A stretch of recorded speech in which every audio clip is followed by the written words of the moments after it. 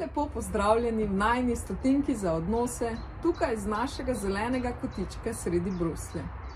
Z vami želiva deliti nekaj misli, kako midva kot zakonca in mi kot družina gradimo odnose v tem času korone, v katerem se vsak dan Bogu zahvaljujeva, da naju je vodil, da imamo ta košček zelenja sredi milijonskega mesta Bruselj, na katerem imamo gugalnico, trampolin, vrtiček in ob katerem je gozd, v katerem se vsak dan sprehajamo.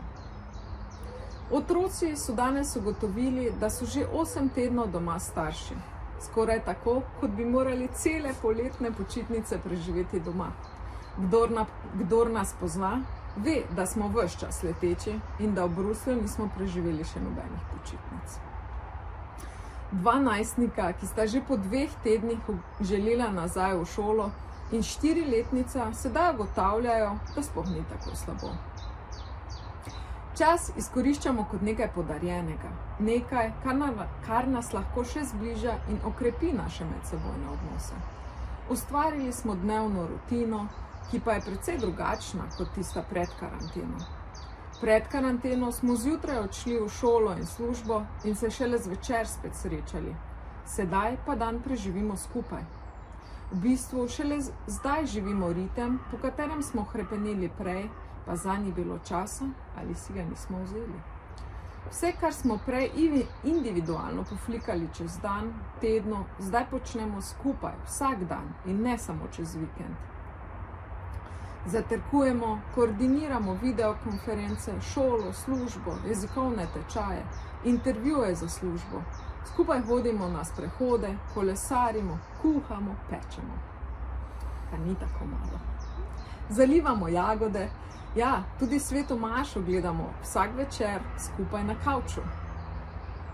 Prav Sveta maša je tista okrepljena vez z Bogom in opora, da zmoremo vsak dan znova iz nastale situacije narediti kar največ, kot je mogoče. Nas je pa Sveta maša tesno povezala tudi s Slovenijo, ko smo preko Facebooka vsak dan spremljali maše našega influencerja Martina Goloba. Tako se vsak naš dan zaključi s Sveto mašo, ali pa se je, dokler smo imeli možnost gledati Sveto mašo preko Facebooka. In zdaj v tem majskem času tudi z šmarnicami. Poslušamo, beremo ali gledamo 3 različne šmarnične priložnosti.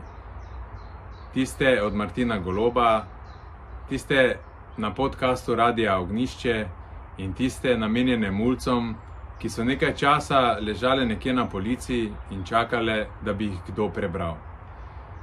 Ko ob vsem tem premišljujeva in skušava doumeti bistvo tega časa in kaj nam pravzaprav Bog sporoča v tem času, naj najbolj nagovarja odlomek iz prvega pisma apostola Pavla Korinčanom, ki pravi: Znašli ste se pred človeško preizkušnjo, Bog pa je zvest in ne bo dopustil, da bi bili preizkušani čez svoje moči, ampak bo preizkušnji tudi omogočil izhod iz nje, da boste zmogli prestati. Ko si tole skušava prevesti v današnji čas, se nama zdi, da pravzaprav tisti začetni strah zdaj postaja upanje. Trdo delo na odnosih pa kaže bogate sadove, ko sedaj tudi po 8 tednih karantene se vsak od naju vse bolj zaveda pomembnosti prispevka za skupnost, prispevka za družino, da se prebijemo skozi ta čas. Postavljanje družine v središče kot naše jedrne skupnosti, pred svojimi egi, skrbmi in interesi. V bistvu nama to pomaga, da skupaj nosiva in pravzaprav nosimo vsi kot družina bremena drug drugemu in se lažje soočamo s vsakdanjimi osebnimi stiskami, preizkušnjami in negotovostjo. Za zaključek mogoče samo ta misel: za vsako nevihto posije sonce.